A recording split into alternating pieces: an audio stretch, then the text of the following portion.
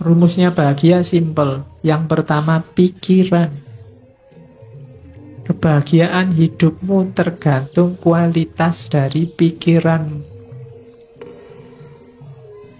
Hari ini, detik ini kamu bisa langsung bahagia meskipun sedang sumpek urusan apa wae, tinggal kamu detilkan urusanmu apa.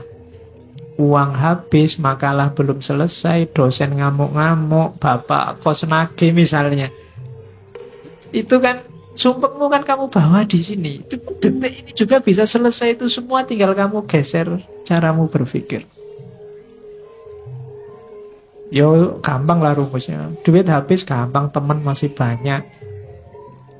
Ya ngampung-ngampung dikit makan tidak apa-apa lah. Utang-utang dikit pasti boleh.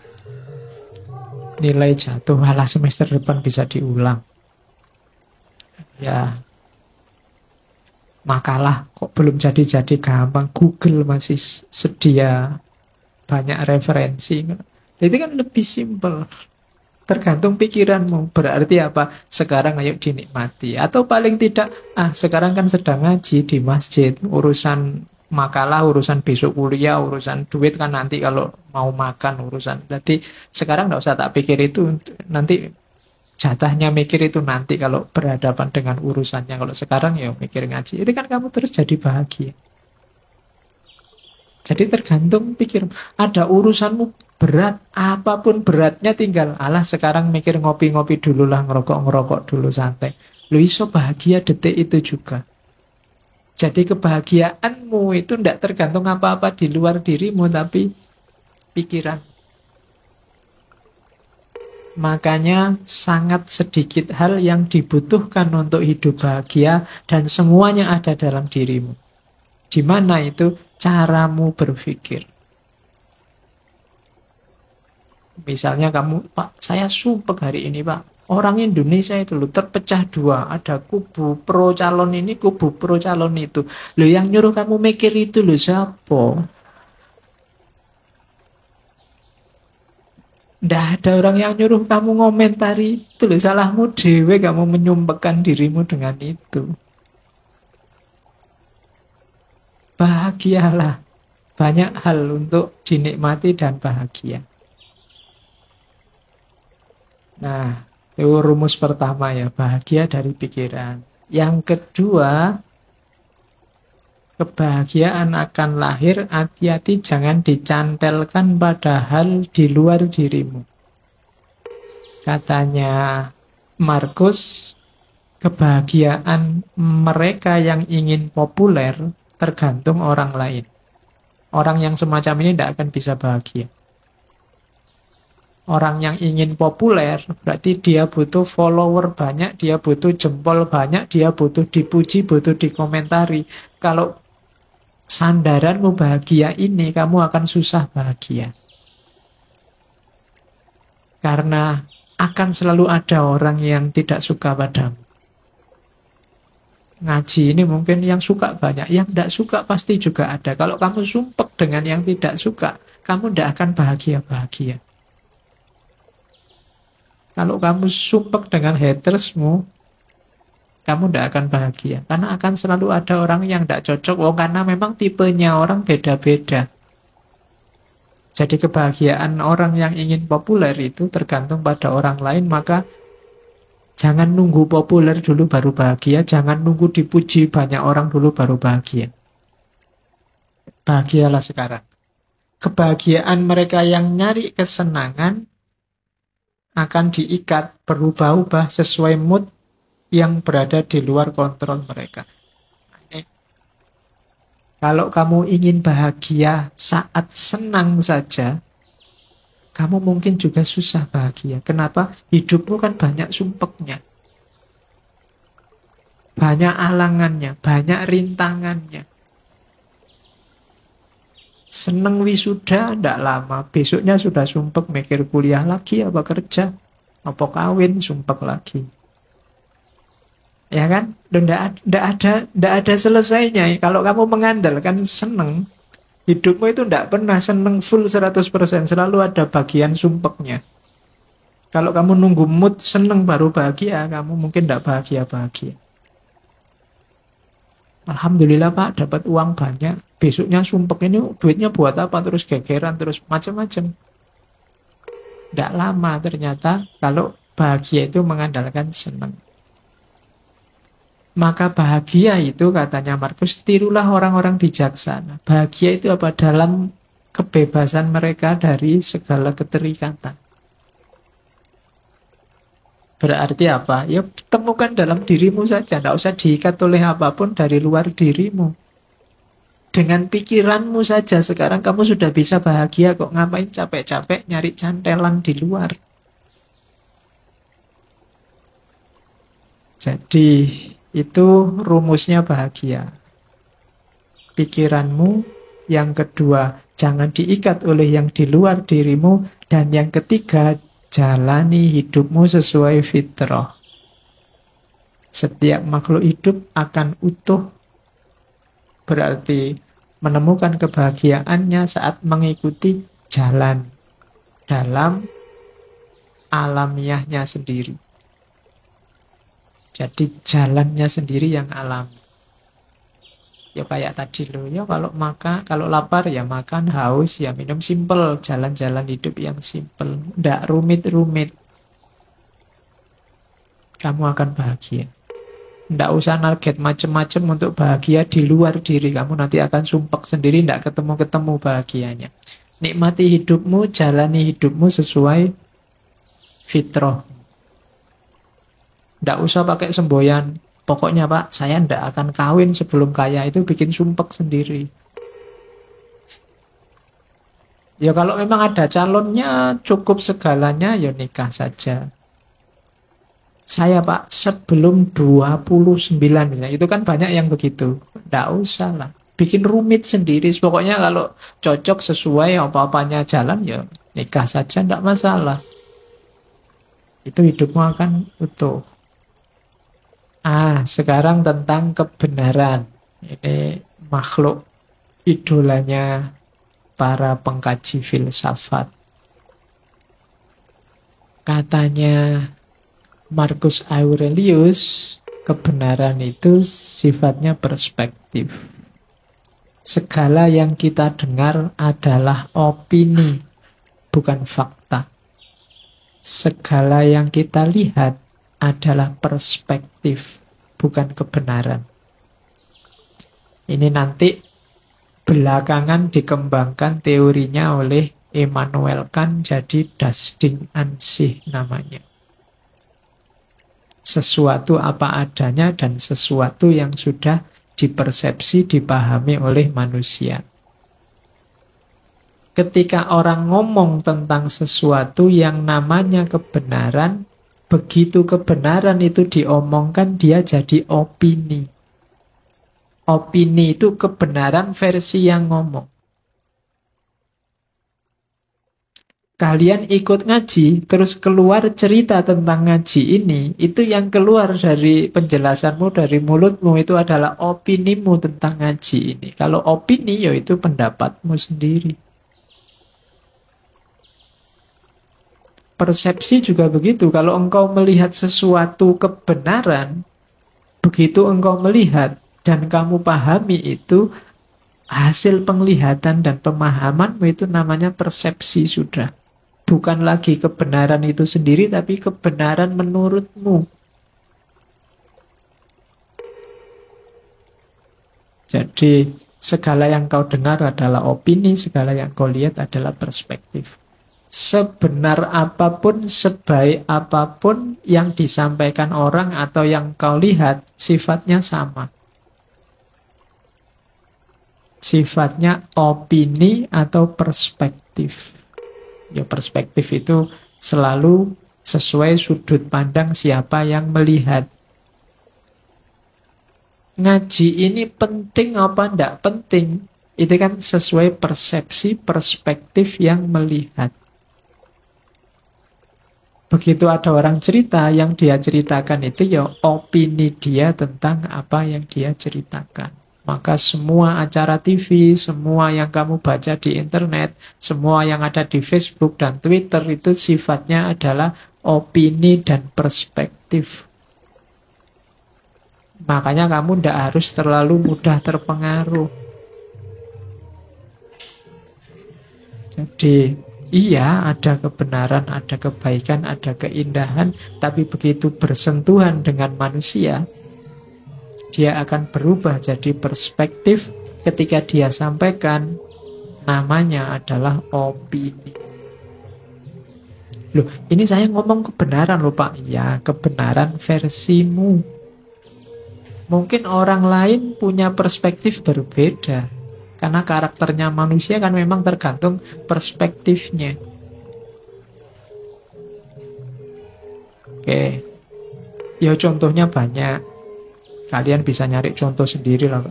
Satu masalah itu kamu kalau baca berita kan biasanya terus lihat komentarnya.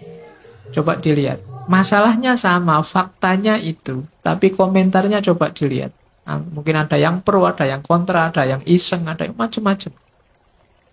Berarti apa? Opini dan perspektif. Dan kamu makanya jangan mudah terpengaruh. Wong itu cuma opini, itu cuma perspektif. Sebenar apapun objek yang diomongkan. Teh ini, begitu kamu lihat, itu kan teh menurutmu. Saya yang melihat teh menurutku. Beda. Sama-sama, loh kalau dirasakan kan bisa. Iya coba, saya yang merasakan. Kesimpulannya bisa beda loh sama kalian yang merasakan. Mungkin menurut kalian, wah itu tehnya kelihatannya terlalu manis Pak. Bagi saya, oh ini cukupan. Bagi yang lain, oh itu pahit. Teh yang sama bisa banyak kesimpulan berbeda. Kesimpulanmu itu namanya perspektif. Begitu kamu cerita itu namanya opini. Jadi itu loh yang kita sebut kebenaran itu. Kebenaran itu begitu bersenggolan dengan manusia, dia berubah bentuk jadi opini dan perspektif. Oke, terus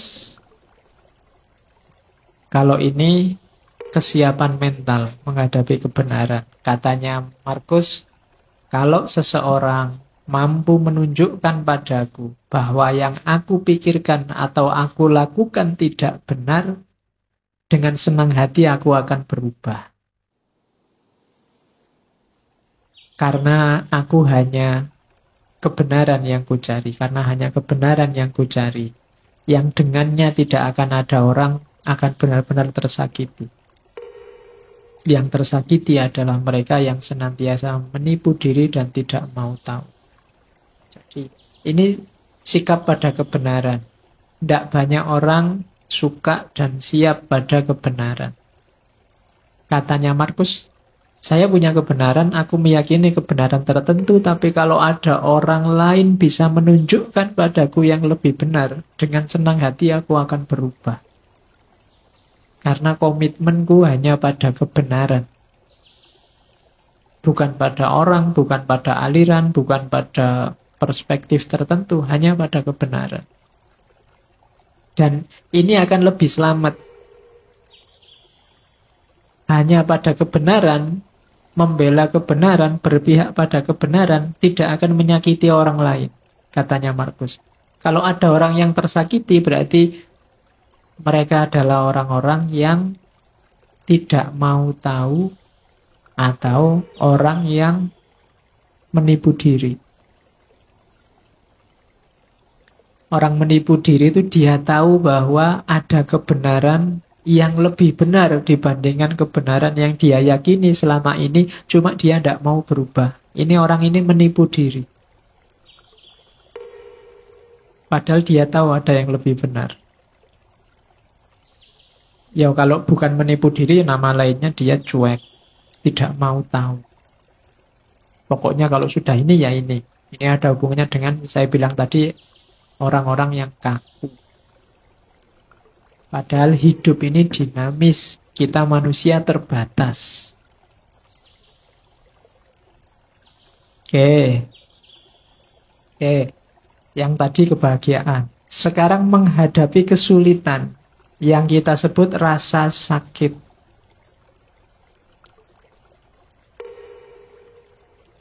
Katanya Markus, saat engkau tersiksa oleh sesuatu dari luar dirimu, rasa sakit itu sebenarnya bukan dari sesuatu yang menyakitimu, namun dari anggapanmu terhadapnya. Dan engkau memiliki kekuatan untuk mencabutnya kapanpun kau mau. Kalau kamu disakiti orang, loh sebenarnya orang itu tidak bisa menyakitimu kalau kamu tidak mau sakit. Pak, orang itu bikin aku mangkel ya Pak. Loh, salahmu sendiri mau mangkel. Mbok kamu tidak usah mau jengkel, nggak usah mau mangkel kan. Tidak jadi dia membuat kamu jengkel. Dia membuatmu jengkel karena kamu mau jengkel. Tolaklah rasa sakitmu dan rasa sakit itu akan lenyap. Tidak ada orang bisa menyakitimu, tidak ada orang bisa mencurangimu, tidak ada orang bisa menaklukkanmu kalau kamu sendiri tidak mau. Jadi katanya Markus, raih kembali kesadaranmu, panggil kembali dirimu, dan bangunlah sekali lagi. Kini akan kau sadari bahwa yang mengganggumu hanyalah mimpi.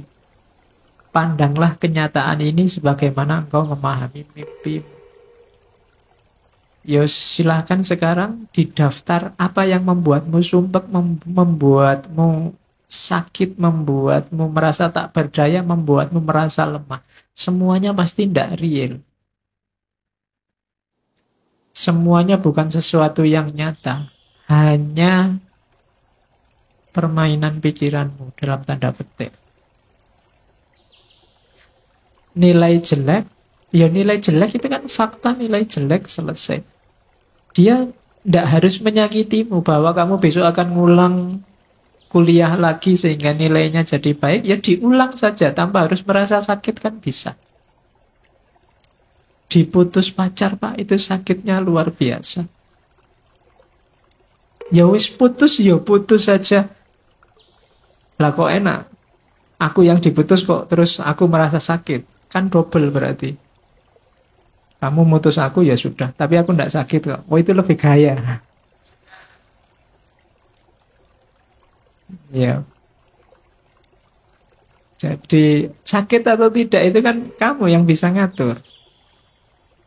Pedih hatimu itu dirimu sebenarnya. Tidak bisa engkau membuatku sakit hati, itu tidak bisa. Kamu sendiri yang mau dihinggapi rasa sakit itu. Ada orang maki-maki kamu kayak apapun, kalau kamu tidak tersinggung kan tidak ada apa-apa. Saya tersinggung loh Pak. Lihat salahmu sendiri tersinggung. Kamu tidak tersinggung itu bisa lah kok milih tersinggung. Itu kamu milih rasa sakit. Itu maunya Markus. Jadi tidak, sakit atau tidak itu sebenarnya kuncinya di kamu. Terus tak seorang pun dapat kalah, baik di masa lalu atau di masa depan. Bagaimana orang bisa kehilangan apa yang ia tidak miliki? Yang sering membuat kita sakit kan dua hal ini. Harapan dan kekecewaan. Kecewa itu kan karena masa lalu, harapan itu karena masa depan. Masa lalu dan masa depan itu dua hal yang tidak kita pegang sekarang, tidak kita miliki sekarang. Loh, lah kok kita bisa disakiti oleh sesuatu yang kita tidak punya? Kok kita bisa kalah oleh sesuatu yang tidak ada?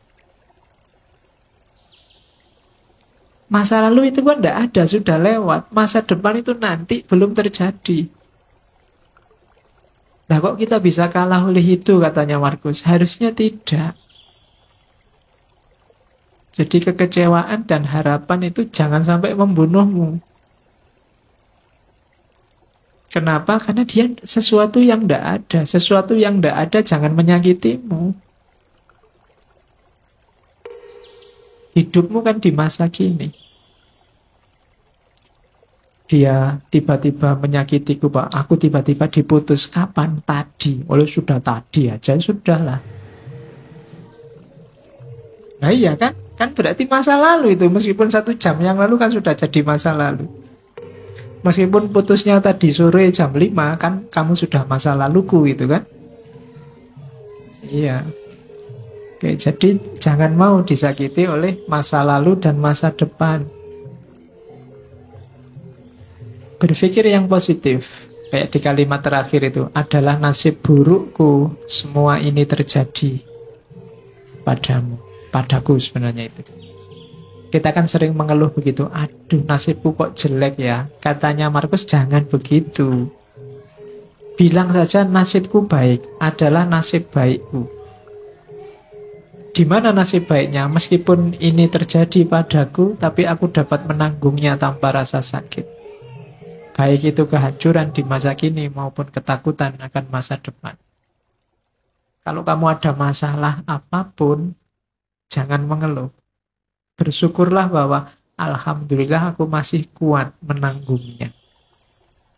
Masih diberi kekuatan untuk menahannya. Nah, itu lebih positif. Jadi, sakitilah aku, injak-injaklah aku, jajalah aku, tapi aku kuat. Alhamdulillah aku. Kalau kamu nyari yang tidak ada masalah dan kamu tidak tersakiti, mungkin tidak bisa. Kamu hidup di dunia yang tidak ada masalah dan kamu tidak tersakiti itu. Bikinlah dirimu kuat menghadapi masalah dan rasa sakit. Maka segalanya akan selesai. Jadi, jangan mau disakiti. Jangan mau itu bukan untuk orang yang menyakiti, tapi untuk dirimu sendiri. Jangan kamu terima rasa sakit itu, maka kamu tidak akan sakit. Ini rumus yang kedua. Yo, rasanya sih memang berat, tapi lama-lama dilatih mungkin bisa. Orang-orang besar, pemimpin-pemimpin besar, itu mungkin mereka mampu melakukan ini. Kalau besok kamu jadi pemimpin labil, mudah sakit, mudah tersinggung, mudah marah, mungkin kamu tidak bisa jadi pemimpin yang baik. Kamu harus punya daya tahan terhadap rasa sakit. Sekarang kebaikan. Rumus pertama kebaikan itu simpel. Jangan buang-buang waktu memperdebatkan apa itu orang baik. Jadilah orang baik, simple. Tidak usah terlalu banyak diskusi untuk membahas orang soleh itu kayak gimana ya Pak. Pokoknya jadilah orang soleh. Tidak usah terlalu banyak debat kalau untuk ini. Kita memang sering terlalu banyak diskusinya, banyak membahasnya, banyak tanyanya. Jalannya jarang. Kita bahas secara detail kira-kira ya. Waktunya tahajud yang afdol itu sepertiga malam itu jam 3 pas. Apa kira-kira jam 3 lebih 15. Apa jam 3.30. Itu diskusi ini ngono. Sholat enggak Pak. Iya. Kamu diskusi tentang terawih itu 20 apa 8 mati-matian nyari dalil ya. Terus tidak terawih. Itu namanya kamu sibuk memperdebatkan apa itu orang baik, tapi kamu tidak jadi orang baik. Jadi sudah diselesaikan saja debatnya, diskusinya, bahasnya. Ayo jalan dengan kebaikan masing-masing yang kita yakini. Makanya Al-Quran itu secara tegas motong, mungkin itu semacam motong debat. Ya memang Allah menciptakan manusia itu beda-beda, syir'atan wa minhajan. Ada aliran-aliran, ada pendapat yang berbeda, tidak apa-apa. Liyabluwakum fima atakum, untuk mengujimu, tidak apa-apa. Kamu diuji dengan perbedaan itu. Selanjutnya fastabiqul khairat. Jadi orang baik, berlomba-lombalah jadi orang baik. Bukan berlomba-lomba mendiskusikan kebaikan. Jadi rumus pertama itu. Kalau kita berlomba-lomba jadi orang baik, hidup kita sendiri dan bersama orang lain insya Allah juga baik. Hari ini kan kita tidak berlomba-lomba dalam kebaikan, tapi berlomba-lomba sering-sering nyari salahnya orang lain. Terus akhirnya debat, mana yang lebih benar, mana yang lebih salah. Akhirnya tidak ada yang menjalankan, isinya debat.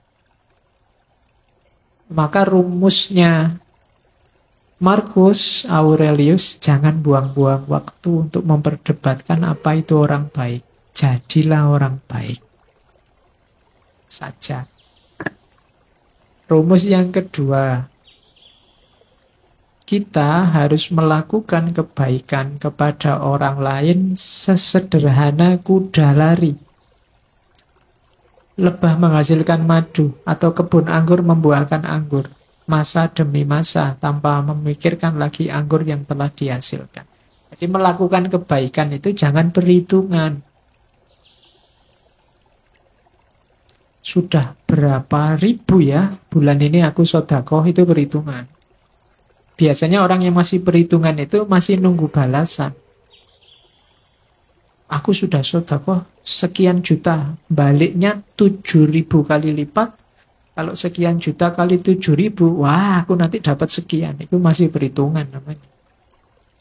Janganlah lakukan kebaikan kepada orang lain alamiah saja, karena memang tugasmu untuk melakukan kebaikan itu kayak kuda lari, kayak lebah bikin madu. Lebah itu kan bikin madu, terus madunya mbok ambilin, mbok minumi, kan dia tidak protes. Jadi coba bisa demo mereka, itu kamu susah nggak dapat madu. Saya membayangkan kayak ayam itu demonstrasi, nggak mau bertelur saja. Itu berapa kerugian manusia, pengusaha-pengusaha, telur dadar, pengusaha-pengusaha, martabak itu bisa tutup semua. Nah, mereka kan nggak mikir ke sana. Dan kamu nggak pernah terima kasih sama ayam, bebek, dan kawan-kawan. Hidupmu sangat tergantung di sana.